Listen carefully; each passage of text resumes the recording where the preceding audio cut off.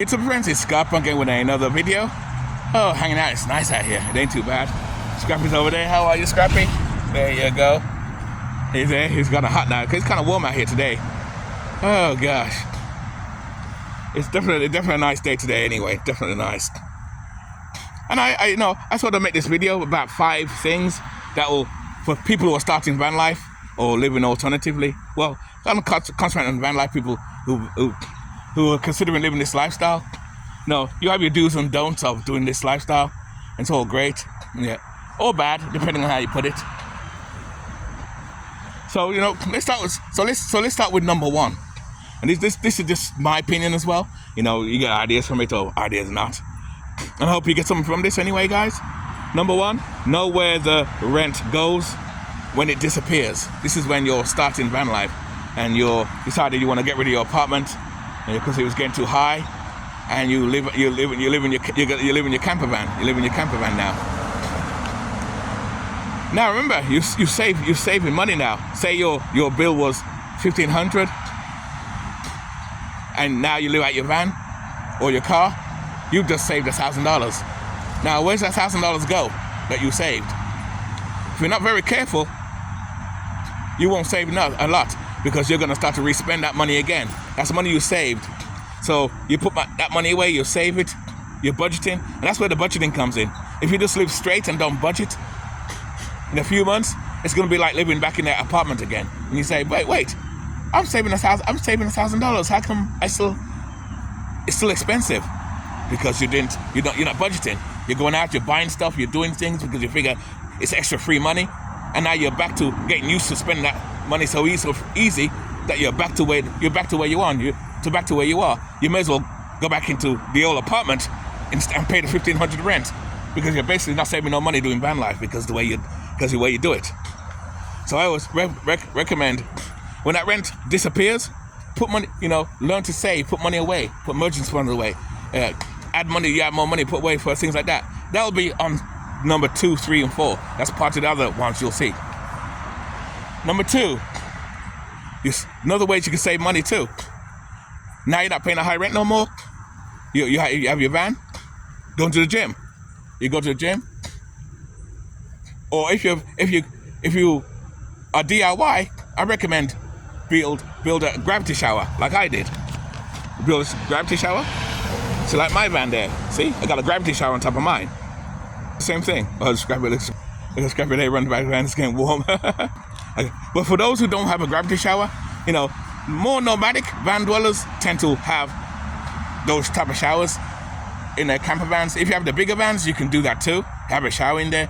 But if shower is very important to you and you can't have a shower in your van and you don't want to use a gravity shower or just wipe up and clean up. For me, I wipe up and clean up too. I have a base, like I said, so I'm kind of lucky I can do that, Some poor people who do van life who have no choice, because I've done window cleaning in Dunkin' Donuts, and I've seen a van guy. I know he was kind of homeless, houseless, but he lived in a car. I think it was a car, and every Thursday he'll go to Dunkin' Donuts and go in the bathroom and wipe up. I know he's washed up in there. He goes in there, he spends like 20 minutes in there. By the time the window cleaning is done, he's just coming out. He doesn't buy anything, he leaves. But eventually, the manager may tell you, "Excuse me, sir, you can't keep coming in here like that unless you're going to buy something." But the people who have no options, who do van life but have no options, they'll use bathrooms and wipe up and clean up. But if you can afford the gym, that's a good option too. Only $10 a month if you choose to. I don't join no gym. I don't need to, because I don't care about having a shower every day. So, but there's people who are particularly like that. They need to have a shower every day. That's right. Well, the gym will work. And like I said, don't feel ashamed going to the gym just to have a shower.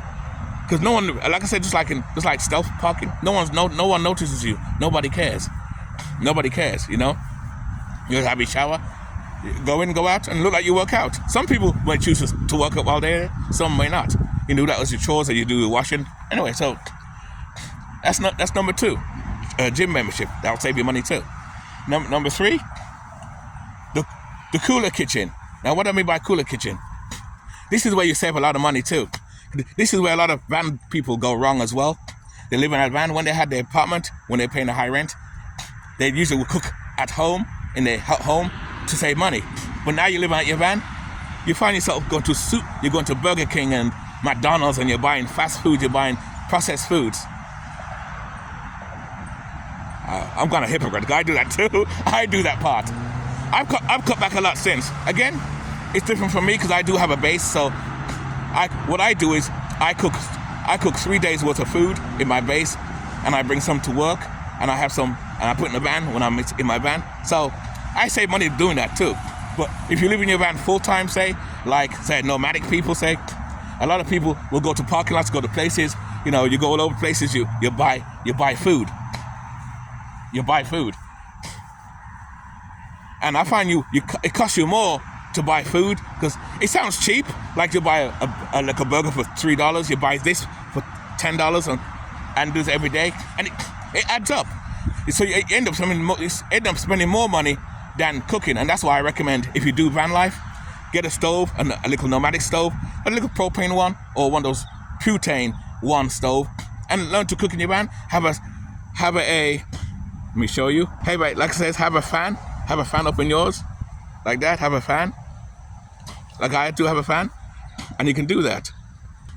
So you do that, and this way you save a lot of money if you can cook in your van. You know, have your thing open, and you can be fine, and you can do that. Hey, Scraps, you going down? Yeah, let's go down. Yeah, I'm walking down in the parking lot. So that's number 3. You know, I recommend when you're doing van life, hey, have a little kitchen. And remember that when you have a kitchen, what you do is if you can help it, don't actually cook in the van. Have a little table. I gotta show you. Like have your table out on the table out here. And I have this up here. You have your maxi fan. Have your little table, and you can cook. Even in this parking lot, you can sit down, cook your food, and do it outside. Rather than buy shopping to sit in the van for weeks? Cause I know you have your nomadic fridge in there too. You have your nomadic fridge. Everybody has a nomadic fridge like that. You know what I mean? I have mine there too. It's on right now. You know, you do that, and to save money too, because remember your fridge is on all the time, and you're using the solar panels and for all that too. Do that. That's what I say. Do that. Save, and you can cook your foods. But I recommend buy your foods day to day.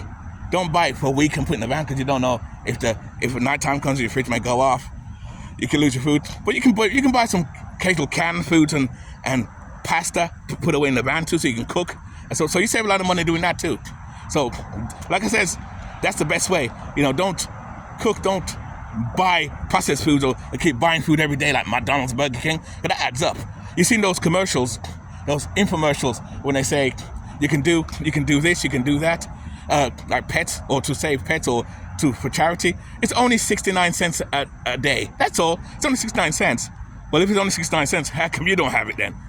But they make it sound cheap, so people will buy into it. Oh, it's only 69 cents. Oh, I can find the money. Oh, 69 cents. That's all. What you don't realize is at the end of the month, you're paying like $30 a month. That's the money you can use. That adds up. So in your kitchen, in your van, in your kitchen, it's gonna add up. So cut down on the junk food. Cut down on buying food every day. You know, buy food that you can cook. You know, once in a while you can just buy a burger. You can buy this. There's nothing wrong with that. But because if you're in your base or your house, you're gonna cook food anyway. I cook myself too, more. I still eat processed foods and stuff like that, so I'm guilty.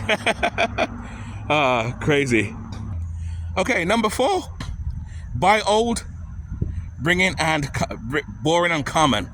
Old, common, meaning used vehicles. You watch those fancy channels, those Instagram channels where everybody's buying those stream vans, those sprinter vans, and a lot of people tend to start van life, tend to watch these channels and, geez, that van is set up, I want to buy one like them, or to buy a brand new van. You know, don't do that. You do what you want, but it's just my opinion. I recommend don't do that. It costs you more money, because remember, you just stopped paying high rent, $1,500 a month, and now you're going to use that savings to go and buy a brand new van? Really? You know, save that money and buy a used van cash. And plus, the older vehicles are easier to fix. You can maintain it, especially if you're a guy. Some women can change tires as well, and you know, fix the tires up and maintain the vehicle yourself. And You can maintain your vehicle and stuff like that. Any funny noises, anything that's going on, you fix it. Maintain it, oil change it every month. Because remember that your engine is your primary home now, not the house. Your engine is now. 'Cause remember, you live in your van now full time, or your car. These are people living in their vehicle full time who have no options. But take care of your vehicle and stuff like that. But used vehicles are easier to fix and maintain versus brand new vehicles. Brand new vehicles, and it's kind of funny because they don't make good vehicles anymore. Because look at all the recalls of brand new vehicles. All the recalls of brand new vehicles. Have you heard any recalls on that? There's no recalls, but you always get recalls. Always recalls. The Scrappy's over there walking. You doing good? You want to go back? What are you looking for? He's over there. So recalls and stuff like that. Do what you want. It has nothing with having the money. I have the money. I can buy a Sprinter van if I want to. I got the money to do so and do a payment plan. But in fact, I may go to a dealership and look at some of these Sprinter vans, but I'll never buy one because it's a foreign van. And plus, with used vans, older vans, like what I got, like the Chevy, the Ford, and any type of van, there's parts are available because they're older vehicle. The parts are everywhere. And if you do nomadic driving and parking, most mechanics, even in the countryside, even in the desert, can fix your vehicle. They know it. A Sprinter van will be hard to fix if it breaks down. And the newer vehicles will be harder to fix, especially with all the stuff and the technology they're using. Everything's electric now. Everything's all powerful now and everything on there now. So that's another thing too. So that's why I recommend, start off with a used vehicle, That's it. And do your maintenance as well. Make sure your maintenance is done. And that's the thing with the used vehicles. You can do your maintenance on your vehicle as well. Like I said earlier, you can fix your tire, you can oil change, you can do your brakes easier. The newer vans, it's harder. And that's the thing too with newer vehicles. It's getting harder and harder to fix newer vehicles too. There's a Sprinter van right across there. Tired Walker's just walking across. There you go. You okay, Scrappy? He's getting tired now because it's kind of warm. We're about to leave anyway. Go to another spot to hang out. And that's number 4 right there. Maintain your vehicle. Used vehicles are the best if you can start van life, something like that too. And number 5, this is a good one too. Number 5, the address problem. The address problem. You just got rid of your apartment. You can't use that address anymore now because you just built a van. You bought a used van. You built it out. You have a nice home now on wheels. But now you have no address. You cannot use a office box. There's mailing boxes you can use. You can use mailing boxes, which is in the same post office, but it's not office box. It's mailing boxes where you pay a fee. You pay a fee for that, and they can send the letters to you wherever your location may be. This is more for nomadic people, or even van life too, or even people live in cars. Because obviously, if you live in a car and you have no options, you have no address. But I recommend this is where get to know people and know people is good to know. Like I have a daughter, I have family members, I have a sister, I have a brother, I have family members, I have friends. So I can use address. Like I said, it don't apply to me so much because I do have a base, so I have an address. So I'm good. But what if I don't have an address? I could use my daughter's address. I could use my brother's address. I could use my sister's address. And I use them, and I help them out. I'll give them a couple little fee, couple dollars.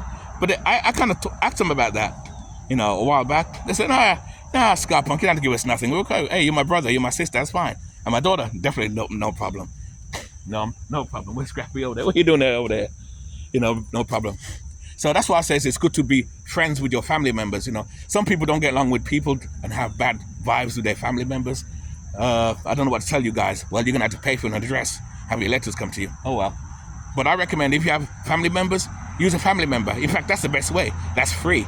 So you save money that way too. You see? So you save that money. So you save a lot of money doing that way. So your mailing address and your family will send the letters to you. Like say you're nomadic and you have family, you have your sister, your father, or whoever it may be. And this is for younger people who do this. Because a lot of younger people are doing this lifestyle too, to save money for going to college and stuff like that. Your parents will send letters to the college dorm or to where your nomadic life is going. Like say you're in California, that's send it to California to a motel where you're hanging out, or somewhere like that, or to your office box. Of course, keep your office box mail thing, even though you can't use it technically as an address, because motor vehicles want an address. The government needs an address. Your registration needs an address. Your insurance needs an address. Your letters for other needs an address. Your phone bill, all your bills, they need a real address. They're not going to send it to they're not going to send it to a postal box. Some will, but they need a real address. Like main people like government and stuff want a real address. Like your phone company and stuff like that. Well, most companies, the phone companies don't even send you your address by paper no more. Everything's online now, most unfortunately, but it is what it is. But that's about it. But that's how you save money. That's how you save money. You know, use a family or a relative, use their house address. And that's it. That's what I would do. If I didn't have a base, that's what I would do. And you save money. I'm not trying to pay no money for that. And these are 5 things when starting van life or choose to live in this lifestyle, you save money. Because like I said now, you just got rid of your $1,500 a month apartment. And now you'll save $1,000. You see? So this lifestyle you can really save a lot of money living this lifestyle. Me, since I've been doing this 8 years now, 7.5, 8 years, I've had no money problems. The first year or 2, I did, because I was paying those bills off that I owe. Now I'm basically debt free. I love it. I'm debt free. Fucking life is good. It's up to you, man. It's up to you. It's up to you. So this lifestyle works. But if you don't do it, again, how can I put it? It depends on how you do it. Because like I says, it's not a guarantee 100%. It depends on how you're good with money. If you're good with your money and you're good with budgeting, which I am, that'll work. It works all the time. And by the way, what I forgot to say about number 4, when about buying used vans, I gotta go back to that one because I forgot to say something. When you have a used vehicle and you fix it up, you know at some point it's gonna break down. Have money put aside, because now you're saving money from that $1,500. Put money aside. Have an emergency fund, just like if you're living in a house. Have an emergency fund, a life savings, and a petty cash. That's what I have. Like your emergency fund for your van, if you especially live with your van, you can hide it somewhere in your van. I'm not gonna say where to hide it, but you can hide it. You can hide it in your van somewhere. Hide the money somewhere. I don't know. I ain't gonna tell you what I do. You know, hide the money, emergency fund. So if you need an oil change, this is for people that can't do oil changes themselves, live a loop and go different places. You can oil change it and pay your money. But have emergency funds put aside, because whether you live van life or not, you still need emergency funds. You're not free. You're not free of responsibilities. Because like I says, your vehicle's gonna break down one day, new or old. So have emergency funds, pocket money, I don't know what I'm swearing, pocket money and savings. I have all 3, so I'm lucky. And I still pay little rent for a base, and I still pay for a storage place, and I still have the money saved up. Because I save a ton of money. I love it. That's how I can buy my land cash when the time comes. Because I've been doing this 7 years, I've been saving. But what I did, when my credit card bill was high, I had like $7,000 in credit card bill. When I started doing the van thing, that credit card bill wiped out. If I was still there in my apartment right now, I know I'll be paying double, and I'll still be paying that credit card right now. I probably still owe $5,000. It won't go down because I'm paying so much rent. So this lifestyle, thanks to this baby here, I worship this van. This is punk rock, baby. Punk, I worship it. It's fucking awesome. I love it. This lifestyle does work if you do it properly, I'm telling you.